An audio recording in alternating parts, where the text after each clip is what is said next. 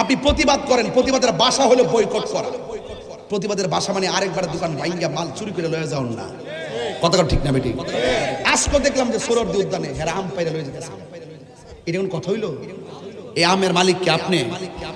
প্রকাশ্য আপনি চুরি করে নিয়ে যেতেছেন। কি খাচ্ছ? একবার জুতা চুরি, একবার গরু চুরি, একবার আম চুরি, ডাব চুরি, কি কাজটা যে চুরিছে? কোথায় আপনাদের নীতির আদর্শ? এগুলো বন্ধ করেন। এই কারণে আমরা মুখ দেখাইতে পারি না। এরপরে জুতা চুরি যারা করছে আমি বলছিলাম যে আইনা আনার জন্য, পরে আলহামদুলিল্লাহ দেখলাম যে 4-5টারে ধরছে, জুতাটি সামনে সাজারিকা ফার্স্ট সাইডটারে এমনি ধরছে, জুতা সামনে থেকে হারাইছে। একবার লেখছে যে বাংলাদেশে অনেক পরিবর্তন হয়েছে, যে এখন জুতা চুরি করলো আসামি ধরা পড়ে।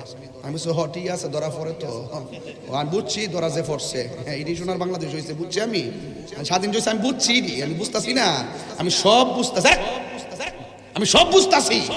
আমার কথা হইলো কে বাকারার দোকানে ঢুকে যায় বাটা জুতা চুরি করছে, আপনি তারা ধরলেন প্রকাশ্য মাথার টুপি দিয়া পাঞ্জাবি বইরা 89টা আল্লাহর ওলির মাজার ভাঙছে, একটা আসামি ধরছেন। তাহলে আপনি আমরা বুঝাবেন কেমনে? আপনি তো বৈষম্য তৈরি করে রাখছেন, এই বৈষম্যকে আমরা বুঝি না। আপনি ঘুমাইতে কেমন ভাঙ্গায় ফর কেডা ভাঙছে তদন্ত করতেছি। এটা ওলি আল্লাহর খেলা।